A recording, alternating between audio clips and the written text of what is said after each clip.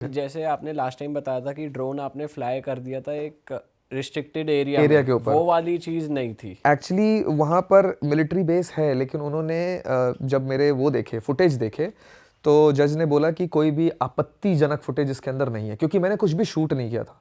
मैंने जो शूट किया था, जो मुझे नहीं मिला एक्चुअली, एक डेजर्ट था जो लास्ट एपिसोड था मेरा, और एक पोर्ट था, चाबहार पोर्ट, जो इंडिया ने काफ़ी इन्वेस्टमेंट किया है उस पोर्ट को बनाने के लिए। तो मैंने उस पोर्ट के कुछ ड्रोन शॉट्स लिए थे जो मेरे पास कभी नहीं आए, मैं क्योंकि उनका बैकअप लेने से पहले वो ड्रोन कॉन्फिस्केट हो गया था। तो सिर्फ ये 2 एपिसोड मेरे पास नहीं आए, और जो आगे मैं शूट करता वो नहीं आए। लेकिन इन दोनों फुटेज को देखा उन्होंने, और प्लस पुराने जितने भी फुटेज देखे उन्होंने, तो जज सेड दैट कि कोई कंट्रोवर्शियल या किसी भी तरीके की ऐसी इलीगल फुटेज इसके अंदर नहीं है। तो वो चार्जेस मेरे ऊपर नहीं लगे। मेरे ऊपर सिर्फ एक चार्ज लगा कि आपको ड्रोन लेकर के इस देश में आने की परमिशन नहीं थी आपके पास, आप क्यों लेकर के आए, जिसको मैंने इस बेसिस पर डिफेंड किया कि कस्टम्स ऑफिसर ने आपके एंट्री एयरपोर्ट पे मेरे ड्रोन को देखा, हंस मुस्कुरा करके मेरे साथ शाहरुख खान का गाना गाया और मुझे जाने दिया। अगर उन्होंने एक बार भी बोला होता तो मैं सही बात है। हाँ, यहाँ पर मेरी गलती थी, मैंने उनको डबल क्वेश्चन नहीं किया। मैंने उनको ये नहीं बोला कि आर यू श्योर कि आप मुझे ड्रोन लेकर के अंदर जाने दोगे। वो मैंने इसलिए नहीं बोला क्योंकि क्रिएटर के मन में ना लालच होता है।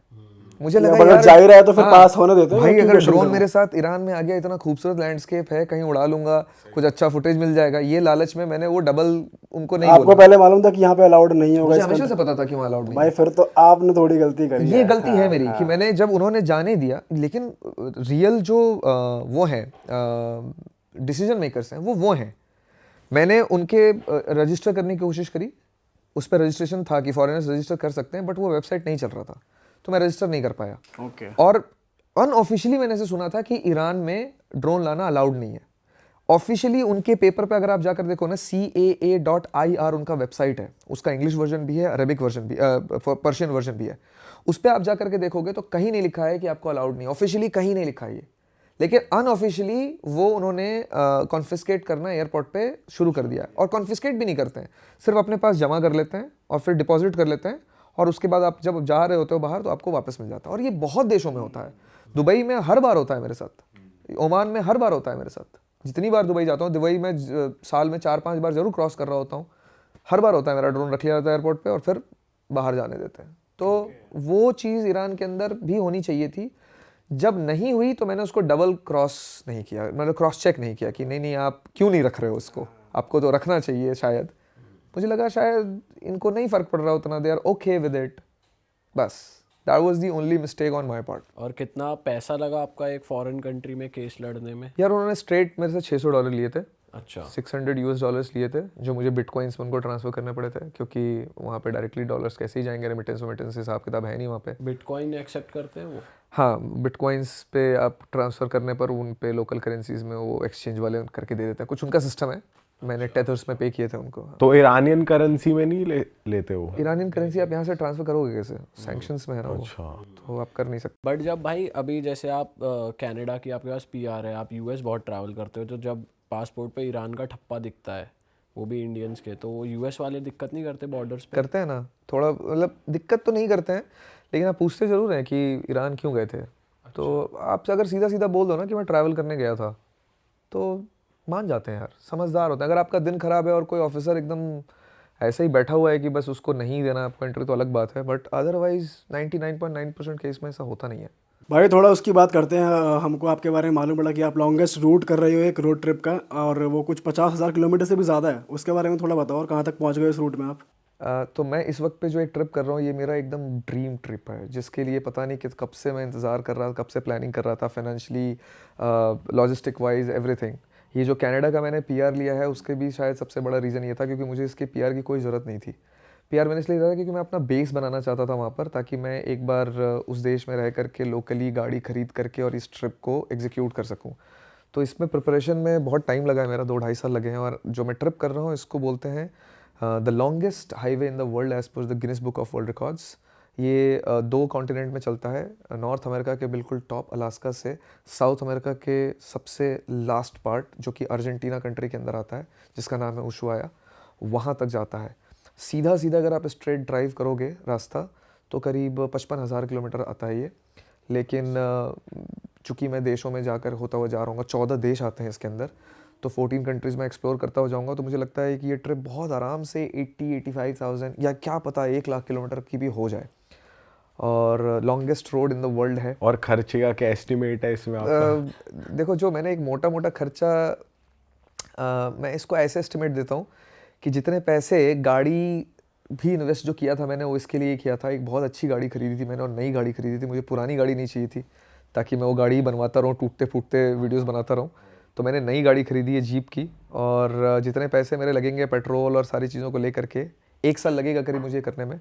मुझे लगता है मैं नोएडा के अंदर बिना बैंक से लोन लिए एक 3 BHK ले लेता। 1.5 करोड़ रुपए, 1.5-2 इतना पैसा इस ट्रिप के अंदर लग जाएगा। शिट। और ये कितने टाइम में 1.5 करोड़ थोड़ा ज़्यादा हो जाएगा, मुझे लगता है 90 लाख के आसपास एस्टिमेटेड बजट है इसका। अच्छा। बट अब मुझे लगता नहीं है कि हमें पैसे में बहुत ज़्यादा बात करनी चाहिए, क्योंकि मैं जनरली पैसों की बात करता नहीं हूँ। तो बट हाँ भाई, पैसों की बात हम भी ऑडियंस के लिए करते हैं, क्योंकि अगर देखो लोग मोटिवेट होते हैं ट्रैवल करने के लिए, और थोड़ा आइडिया उन्हें पता होना चाहिए कि भाई 40-50 लाख की सिर्फ गाड़ी है, ठीक है। मतलब मेरे को सीधी सीधी गाड़ी पड़ी थी 40 लाख रुपए की, आप समझ लो, और उस पर 10 लाख रुपए का मैंने सामान डाला, ये वो बैटरी और पानी और मेरा रूफटॉप टेंट है, बहुत कुछ है उसके अंदर, तो स्टारलिंक है, बहुत कुछ है, तो 10 लाख रुपए का सामान ऊपर से हो गया। पेट्रोल 55,000 किलोमीटर मेरी गाड़ी एवरेज देती है 6 का, ठीक है, 1 लीटर में 6 किलोमीटर जाती है, 4x4 है, हैवी गाड़ी है। तो आप पेट्रोल ही कम से कम आपका बहुत ईजिली आप समझ लो कि आपको 1 किलोमीटर का 12-13 रुपये पड़ जाता है, जो मैंने मोटा मोटा एक्सपेंस लगाया हुआ है। तो 80,000 किलोमीटर 12 से कर लो, 10 से 12 लाख रुपए का तो आप खाली पेट्रोल खर्च कर दोगे इसमें। सही बात है। ठीक है, उसके बाद वीज़ाज़ हैं, इंश्योरेंसेस हैं, होटल्स हैं, हॉस्टल्स हैं, एक्सपीरियंसेस हैं, फूड है। 1 साल चल रहा हूँ, एक आराम से 50,000 से 80,000 रुपये के बीच में खाने का खर्चा आ जाता है एक आदमी का। हाँ, 1 साल में ट्रिप खत्म होगा, जिसमें से ऑलरेडी 2-3 महीने निकल चुके हैं। 1 साल में ट्रिप खत्म होगा, 1 साल में कितना 6-8 लाख रुपए खाने का हो गया, तो हो जाएगा। ये सब मैंने एक मोटा मोटा एस्टिमेट लगाया है कि इतने पैसे तो भाई जितना एस्टिमेट लगता है उससे ज़्यादा ही खर्च होता है। हाँ। पर कैसी चल रही है भाई अभी तक ट्रिप? अभी तक आप कहाँ से शुरू हुए, कहाँ तक पहुँच चुके तो हो? मैंने अलास्का से शुरू किया है। लास्ट मैंने आपको बताया था कि मैंने टोरंटो से अलास्का किया था, तो वो अलास्का के बाद मेरे को वीज़ा रिन्यू कराना था अपना यूएस का। तो मैं अलास्का से नीचे आया ड्राइव करता हुआ कनाडा तक, और कनाडा में आने के बाद मैंने अपना वीज़ा रिन्यू कराया, जो टेक्निकली 2 दिन में होना था। बट मेरा यही ईरान और इस कंट्रीज़ के चक्कर में वीज़ा का रिन्यू जो है वो 3 महीने फंस गया मेरा पासपोर्ट। और 3 महीने तक में वो अक्टूबर से दिसंबर जनवरी आ गया। हाँ। पूरी बर्फ़ पड़ गई, और वो बर्फ़ में जो मुझे कनाडा में एरियाज कवर करने थे, वो करने के लिए मुझे विंटर टायर लगवाने पड़ते, और उतने अच्छे से मैं कवर भी नहीं कर पाता। तो भाई मेरी गाड़ी जो है वो 6 महीने मैंने एयरपोर्ट पे ही छोड़ दी। एडमंटन जो शहर है कनाडा का, हाँ। वहीं पर 6 महीने से मेरी गाड़ी खड़ी थी, और 6 महीने के बाद मैं वहाँ पे पहुँचा, और इस ट्रिप को मैंने वहाँ से रिज्यूम किया है, जिसमें पहले 2-3 दिन तो मुझे एक्चुअली गाड़ी का बैटरी डेड हो गया था। ऑब्वियसली 6 महीने खड़ी थी, Correct. और स्टार्टिंग के 2-3 महीने ठंड थी, -25 -30 गया था हाँ। टेम्परेचर, तो ऑफकोर्स बैटरी ख़त्म होनी थी। लेकिन अच्छी बात यही है कि नई गाड़ी है। जीप के शोरूम पहुंचा, उन्होंने बैटरी देखा, पूरी तरीके से डेड है, पर बोला वारंटी में है, फ्री ऑफ कॉस्ट नई बैटरी लगाई और बोला जाओ। तो बिल्कुल और नई इतने बैटरी लंबे मिल गई। टाइम तक खड़े रहने देते हैं वो गाड़ियाँ? आपके ऊपर है ना, वो तो पार्किंग है, मंथली आप पे कर रहे हो और आप दे रहे हो। और मुझे एक अच्छी डील मिल गई थी, तो बहुत महंगा नहीं था। It was like 100 Canadian dollar, मतलब समझ लो 6,000 रुपये महीने का। तो कितना हो गया पर दिन का? 200 रुपये। इतनी सेफ सिक्योर जगह पे 200 रुपये में अगर आपकी गाड़ी खड़ी है तो ठीक है। बस मैंने सोचा था कि 4 महीने खड़ी, 3-4 महीने में आ जाऊंगा अप्रैल में तक। इधर मन लग गया मेरा, चाइना ईरान में घूमता रह गया मैं, तो गया ही नहीं, वापस ही गया मैं अगस्त में। अच्छा। तो फिर वहाँ से रिज्यूम करी मैंने ट्रिप। उसके बाद पूरा रॉकीज़ किया, जिसको सबसे खूबसूरत हाईवे इन द वर्ल्ड कहते हैं, क्योंकि वो इतना खूबसूरत है, 100-150 किलोमीटर। उसको बहुत मोस्ट ब्यूटीफुल हाईवे कहा जाता है, क्योंकि चारों तरफ से वो पहाड़ों से घिरा हुआ है और बीच में बिल्कुल हाईवे जा रहा है। वो हमने किया। फिर हम वहाँ से पहुँचे वैंकूवर, जहाँ पे ड्रग लीगल हो गया है। अच्छा। मैथ, कोकेन, सब लीगल वर्ड गलत होगा, तो वो गवर्नमेंट डीक्रिमिनलाइज्ड ही हो दे रही है गया। ना हाँ, उनको, ताकि वो कर रहे हैं तो कम करें, कंट्रोल कर सकें उसको। मतलब लीगल वर्ड गलत होगा, डीक्रिमिनलाइज्ड हो गया है, ऐसा एक कह सकते हो आप, कि आपको अगर आप ये कर रहे हो तो आपको जेल नहीं होगी और मिल भी जाएगा आपको। तो ये Legally आप recently हुआ source है कर अभी? सकते हो। हाँ, मुझे लगता है 2 साल हो गए। ठीक से 1 साल से मुझे पता है, शायद 2 साल हो गए ऑन पेपर हुए। तो I think it's the only place जहाँ पर मैथ और कोकेन, पता नहीं क्या क्या ड्रग्स के नाम होते हैं, जो भी ड्रग है, हार्ड ड्रग जो भी होता है, वो सब वहाँ पर मेरे ख्याल से लीगल है। और उसकी वजह से ज़ॉम्बीज़ जो दिखाई देते हैं वो वैंकूवर में भर भर के दिखाई दे रहे थे, अच्छा। बहुत थे। और अच्छी बात लेकिन एक थे ना कनाडा के साथ, कनाडा बड़ा सेफ़ है, वहाँ पर लोग ना बहुत जल्दी एग्रेसिव नहीं होते हैं। तो जैसे अनलाइक अमेरिका, अमेरिका में बहुत जल्दी एग्रेसिव हो जाएंगे, लड़ाई करने लग जाएंगे, या फिर आपके लिए अनसेफ हो सकते हैं वो। ये कनाडा के अंदर भी है लेकिन बहुत कम है।